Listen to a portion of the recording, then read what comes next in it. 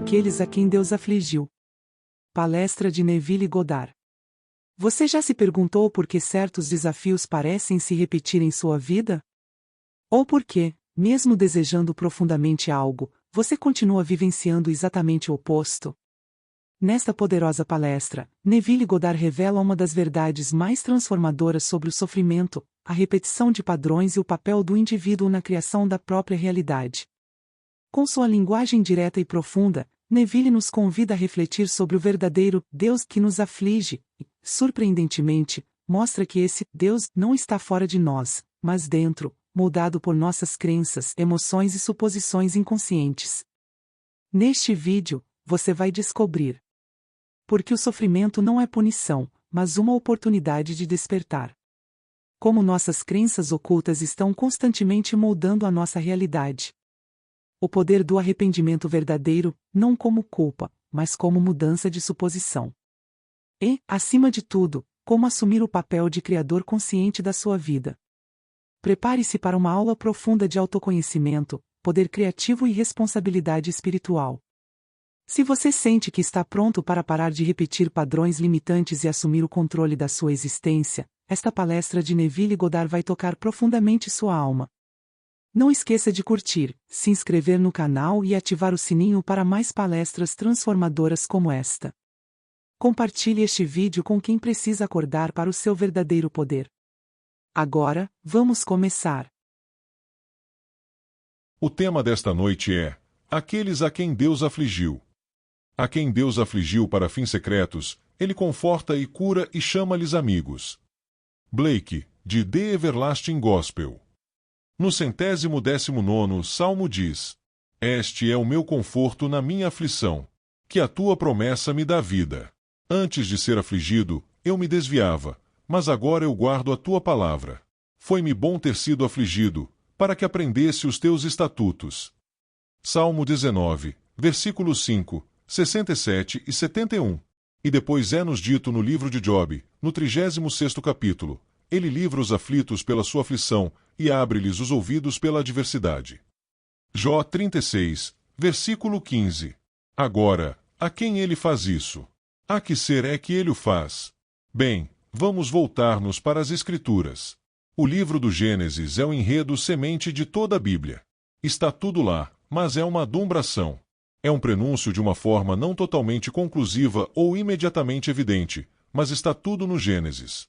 E o livro começa dessa maneira: no princípio Deus, e depois termina desta forma: num caixão no Egito. No princípio Deus, num caixão no Egito.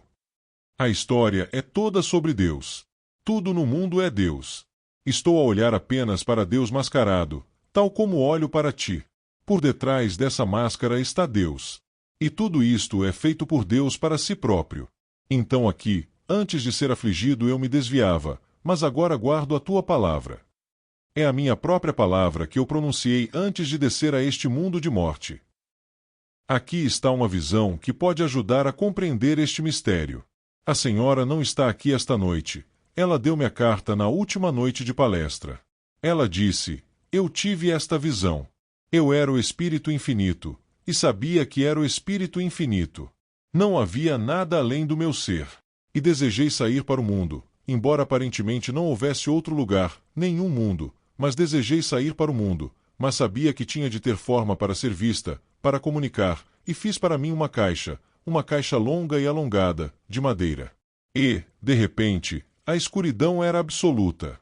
Não se pode conceber a escuridão e a restrição, uma restrição completa, como se não se pudesse concentrar ou chegar a um ponto de restrição maior do que aquele momento, quando me encontrei na caixa. Essa era a causa da escuridão, da restrição e da contração. A caixa podia ver, ouvir, falar, mover-se, podia fazer tudo o que eu desejava que ela fizesse. E então chegou o momento em que desejei deixá-la. Era o fim. Eu havia experimentado o que era ver, pensar e ouvir nesse mundo de morte. E então me vi olhando para baixo, para o que pensei ser minha cama. Achei que havia um corpo sobre ela, mas não conseguia vê-lo por causa da multidão ao redor do corpo. Em 3 lados da cama havia pessoas olhando para baixo, curvando-se. Então alguém disse: ela está morta. E eu pensei: morta? Isso é impossível.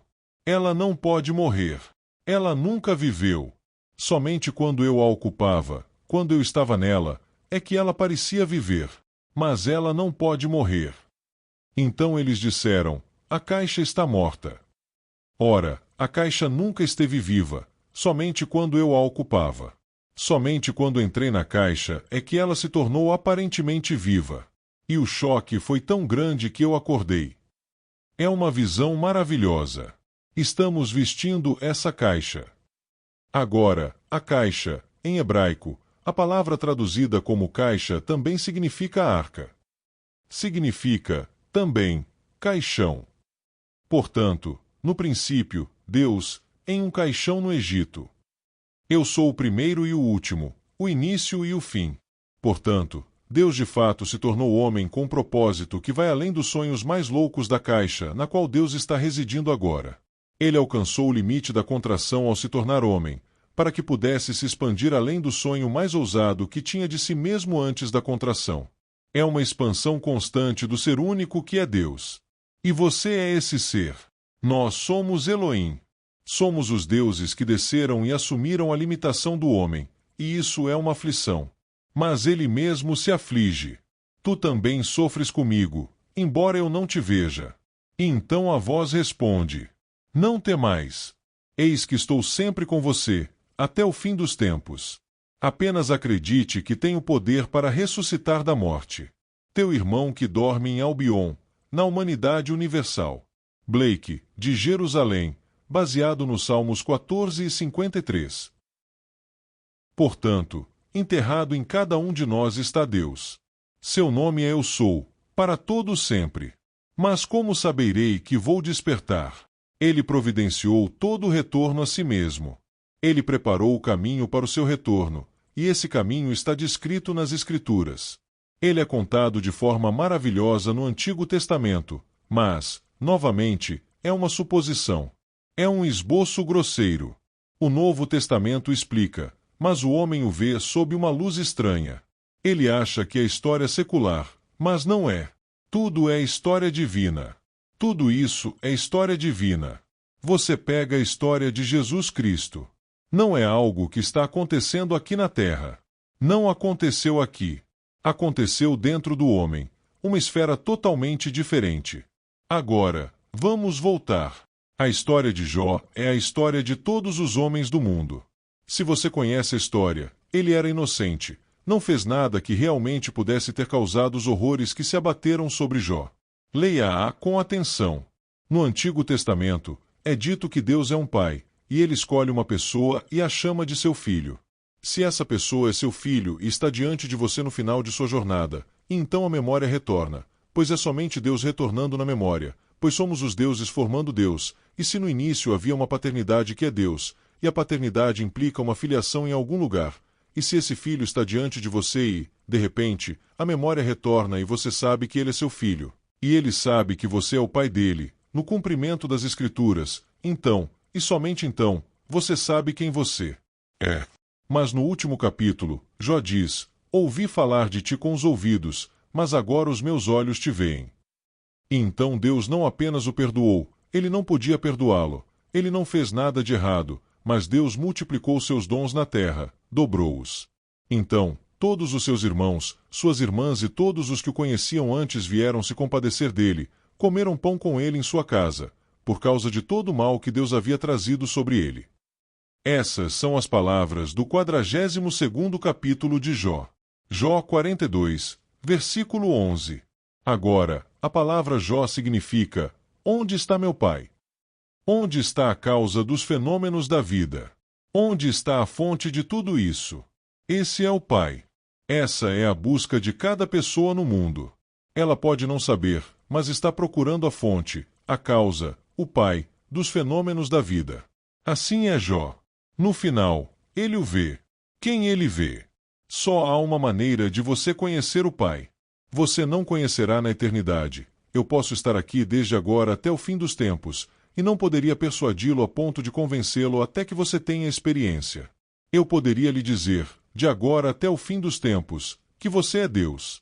Você não vai acreditar em mim. Você dirá: se eu sou Deus, Por que não posso fazer isso, aquilo e aquilo outro? Você não sabe o propósito por trás da aflição, a contração que você impôs a si mesmo. Você não fez nada de errado para provocar essa contração. Ela foi deliberada de nossa parte. Concordamos em conjunto em sonhar o sonho da vida e descer ao mundo da morte e experimentar a morte, pois não poderíamos no mundo da vida, não poderíamos no mundo da luz e do poder infinito. Tivemos que nos contrair para experimentar a morte, e assim fizemos. A humanidade, como a vemos, faz parte da estrutura eterna do universo. Ela faz parte da estrutura. Na verdade, descemos até a parte da estrutura chamada homem e entramos no homem, e o homem é a morte. E nós transformamos a morte em sono e sonhamos o sonho da vida. A misericórdia infinita transformou a morte em sono, e então surgiram os sexos para trabalhar e chorar. Blake, ditou Tirza. Aqui estamos multiplicando essa forma que é o homem, mas vocês não são a forma que estão vestindo. Não somos essa vestimenta, ou indicando o corpo físico. Vocês são Deus. Todos no mundo são o Deus imortal. Mas essa experiência é essencial para uma expansão, e não há limite para expansão. Há um limite apenas para a contração. Portanto, tomamos o limite da contração sobre nós mesmos e nos tornamos homens. Portanto, sua visão era perfeita. Ela viu aquela caixa, uma caixa alongada. Vejamos agora a palavra templo nas Escrituras. Em primeiro lugar, a palavra caixa, ou a palavra como ela viu, uma coisa alongada chamada caixa, que é o caixão, é Aron. Essa é a palavra hebraica para isso, Aron. Agora, aqui vem a palavra que traduzimos como templo ou tabernáculo.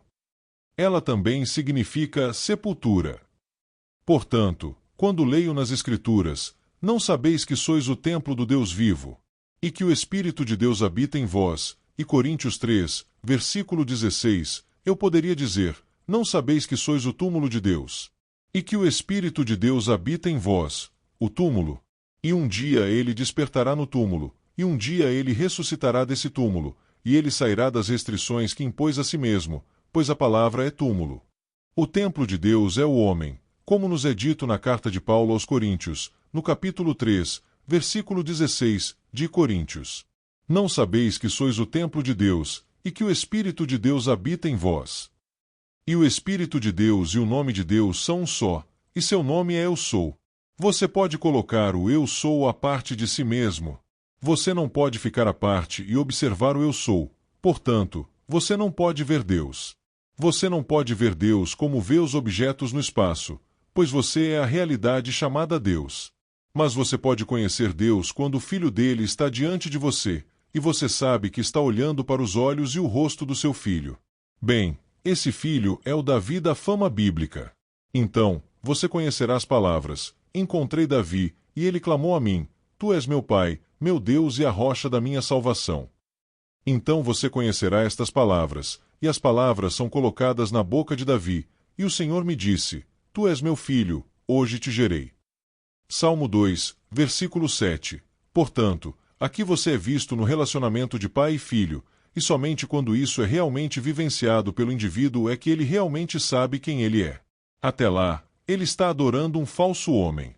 Até lá, ele está adorando um falso Deus, está adorando algo fora do eu, e não há ninguém fora do eu a quem você deva recorrer. Como disse Blake, porque estamos aqui tremendo, pedindo ajuda a Deus, e não a nós mesmos, em quem Deus habita. De Jerusalém. Ele habita em nós como nossa própria e maravilhosa imaginação humana. Isso é Deus. Babel zomba, dizendo que não há Deus ou Filho de Deus. Que tu, ó imaginação humana, és tudo. Uma ilusão, mas eu te conheço, Senhor. Eu te conheço quando tu, ó imaginação humana, és tudo. Eu te conheço quando tu apareces. Meus olhos cansados, mesmo nesta masmorra, nesta forma estranha e mortal. Tu sofres comigo, embora eu não te veja. De Jerusalém. Não, eu não consigo ver. Como posso contemplar a realidade que sou como um objeto diferente do que sou? Posso contemplar os objetos ao meu redor, mas eu sou a realidade que contempla os objetos. Então, como posso contemplá-la? Como posso saber quem eu sou? Só saberei quem eu sou quando meu filho aparecer diante de mim e me chamar de pai. Sofri de amnésia quando desci a este mundo de morte, assim como você está sofrendo de amnésia, amnésia total, e esqueceu-se de seu ser divino. Você é Deus. Não há nada no universo além de Deus. Não existe espaço para outro ser a não ser Deus. Em 1926, em La Chaux-Moine, Nova York, aposentei-me mais cedo porque era convidado do gerente. Era uma boate particular. Era um sábado à noite. Naquela época, havia a lei seca, não havia bebidas alcoólicas, mas você sempre podia comprá-las. As pessoas conseguiam, e isso era oferecido às crianças, ou seja, aos garotos de 1920 assim por diante, e eles tinham bandas muito loucas. Mas o gerente do clube, eu era seu convidado, e ele disse: acho que não seria uma boa ideia, como meu convidado, misturar-me com os membros e os convidados dos membros. Bem, aceitei essa restrição e fui para a cama. Em 1926, eu tinha apenas 21 anos de idade e era dançarino profissional. Eu teria adorado ir para a pista de dança e passar a noite inteira dançando, mas não, o protocolo não permitia. E fiz uma coisa que raramente faço, se é que faço. Li na cama. Peguei um livro. Era um livro sobre a vida de Buda. Liguei a pequena lâmpada noturna na cama e comecei a ler o livro. Não sei a que horas adormeci, mas devo ter entrado rapidamente em um transe muito profundo, pois quando acordei pela manhã, e aquela música ficou tocando durante toda a noite até cerca de 3 horas da manhã, segundo me disseram. Não ouvi nada, mas quando acordei pela manhã, o livro estava em meu peito, não tinha virado no intervalo, a luz ainda estava acesa e o sol já havia nascido, e eram 9 horas da manhã. Entrei em um transe muito profundo e, nesse transe, eu era a luz infinita. Não havia universo além de mim, nem estrelas, nem sol, nada. Eu era a luz infinita, não havia circunferência. Eu era a luz do mundo. E por mundo, eu não me referia ao mundo medido pelo Sol e pelos planetas ao seu redor. Refiro-me ao infinito, luz pulsante, viva e líquida. E então acordei, e aqui estava essa coisa em meu peito, e voltei à contração do pequeno corpo chamado Neville. Portanto, sei que quando as Escrituras ensinam, eu sou a luz do mundo, trata-se de uma revelação verdadeira. Também sei que quando as Escrituras ensinam que Deus é amor infinito, isso é uma revelação verdadeira. E apesar de todas as aflições que você e eu sofremos, e outros sofrem e continuarão a sofrer, há um amor por trás de tudo isso. Agora ouça estas palavras. Ninguém tem maior amor do que aquele que dá a vida por um amigo. Embora eu o chame de amigos, não o chamo mais de escravos, pois o escravo não sabe o que seu mestre está fazendo, mas eu o chamo de amigos, pois lhes disse tudo o que soube por meu Pai. João 15:13-15. Agora vamos ao poeta Blake, e essas palavras são colocadas na boca daquele que acabou de fazer essa declaração, e ele disse: Não temam. A menos que eu morra, você não pode viver. Mas se eu morrer, ressuscitarei e você estará comigo. Você amar alguém que nunca morreu por ti, ou morrer por aquele que nunca morreu por ti. E se Deus não morre pelo homem e não se entrega eternamente pelo homem, o homem não poderia existir. De Jerusalém. Portanto, Deus morre. Ele morre de fato abrindo mão do ser que ele é, esvaziando-se de tudo o que é ele e assumindo a forma de um escravo, a forma daquela caixa, daquele caixão, e entra naquela caixa, e seu nome eu sou, mas ele não para ali na caixa. Ele a chama por um nome. Ele diz, eu sou Di, eu sou Neville, eu sou Dora, eu sou Ida, eu sou isso, e assim vamos além de seu nome real, que é eu sou, e colocamos uma pequena etiqueta nele, e nos identificamos tanto com a pequena máscara que estamos vestindo que não percebemos quem somos. E, nesse intervalo, estamos sofrendo de amnésia total. E um dia, na plenitude dos tempos, ele acorda e já havia planejado tudo antes de começar. Ele preparou o caminho para o retorno de seus filhos, pois o Pai é formado pelos filhos. A palavra Elohim é uma palavra plural, que significa Deus no sentido plural. Mas, em conjunto, é o Senhor. É Yod-He-Vav-He, mas são todos os nomes do mundo, todos os nomes do mundo. Junte todos eles e eles formarão o Deus único, o único Senhor. Portanto, ele preparou o caminho para o retorno de todos os seus filhos, mas, desta vez, quando eles retornarem, serão Deus, o Pai. É uma transformação completa dos filhos no Pai. E depois uma nova. Qual é a nova aventura? Eu não sei. Outra grande aventura além desta. Quando isso chegar ao fim, a cortina cair e todos nós formos um, não seremos mais filhos do Pai, nós seremos o Pai. Esse é o propósito de enviar todos os seus filhos, o que faz com que Ele mesmo para o mundo da morte. E então saímos, e somos Deus, o Pai, porque somos o Pai do Filho unigênito do Senhor. E a humanidade, no que me diz respeito, as formas continuam sendo a estrutura eterna do universo. Você não é a máscara que está usando. Você é Deus.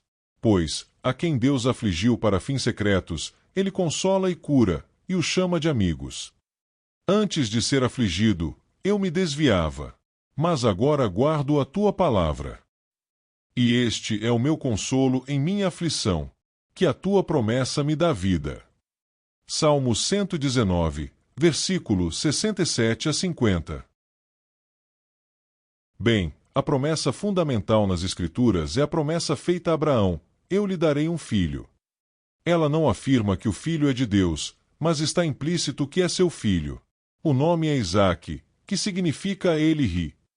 E quando o bebê é apresentado a você, ele abre um sorriso celestial, ele ri, um sorriso celestial muito incomum quando você o segura em seus braços, aquele bebê. E o próximo é o filho, e ele é o jovem. Ele é Davi. Portanto, a promessa fundamental é a promessa feita a Abraão, que era a promessa de um filho. Agora, você e eu, se soubéssemos a idade que temos, diríamos: é impossível. Os corpos que vocês vestem podem ainda ser capazes de gerar ou dar à luz um filho, mas vocês não são o corpo que estão vestindo. Você é eterno. Se você soubesse a sua idade, e você não pode medir a sua idade porque não tem um começo, você diria, se realmente pudesse saber há quanto tempo está na jornada, como é possível que alguém tão velho tenha um filho? Mas a criança faz parte da peça, parte do drama que está registrado nas Escrituras. E chegará o dia em que tudo o que foi dito sobre Jesus Cristo será vivenciado em primeira pessoa, no tempo presente, e você saberá quem é Jesus Cristo, porque tudo o que foi dito sobre ele acontecerá com você. E você passará por toda a história, e então saberá quem é Jesus. Você não precisa contar isso ao mundo. Não precisa. Você pode contá-la por escrito. Se for tentado a contá-la, receberá a mesma rejeição que encontramos nas Escrituras. Veio para os seus, e os seus não o receberam. Quando ele foi ter com os seus, eles disseram: o homem é louco. Por que lhe dar ouvidos? Ele tem um demônio e está louco. Qualquer pessoa que lhe dissesse o que eu lhe disse esta noite em uma multidão maior, que não estivesse acostumada a essa forma de pensar, me acharia completamente louco por lhe dizer que você, neste século, nascido no século XX, é na verdade o pai do Filho unigênito de Deus, e que esse filho não é de carne e osso. Leia a história com atenção. Ele veio em espírito quando chamou de meu Senhor. E disse-lhe: como posso ser seu filho, se ele, em espírito, me chamou de meu Senhor? Não na carne. Isso não é algo que acontece na carne. Enquanto você anda pelo mundo em vestes de carne, isso acontece em você, mas em uma região completamente distante deste mundo. Se eu lhe dissesse neste exato momento que você não está totalmente sentado no lugar onde parece estar diante dos meus olhos, você é um ser infinito, mas como descrever isso? Como dizer a você que, neste exato momento, embora pareça estar todo junto e reunido em um pensamento e me ouvindo, você não está todo aqui? Isso não faz sentido. No entanto, eu lhe digo que você não está. Você é um ser infinito. Acredito que aqueles que vêm aqui não estão longe do momento em que o drama irrompe completamente dentro deles, e eles provarão que tudo o que eu lhes disse é verdade, tudo o que eu lhes disse, pois não estou especulando. Estou lhes contando o que vivi, e a história das Escrituras é uma história verdadeira. A fé hebraico-cristã é a fé fundamental, e todos os outros pequenos ismos que o desviarão do caminho, esqueça. Essa é a fé fundamental. Agora vamos entrar no silêncio. Agora que você compreendeu a poderosa verdade de Deus como a maravilhosa mente humana, está pronto para assumir o controle da sua vida com consciência e propósito. Lembre-se, Tudo começa dentro de você. Suas crenças e imaginação são as sementes que moldam sua realidade. Se este vídeo tocou seu coração ou te trouxe uma nova perspectiva, não guarde essa mensagem só para você. Compartilhe com alguém que também precisa despertar para esse conhecimento transformador. Inscreva-se no canal e ative o sininho para ser sempre o primeiro a receber mais ensinamentos profundos como este. Vamos juntos trilhar uma jornada de autodescoberta e expansão espiritual. Muito obrigado por assistir, e até o próximo vídeo.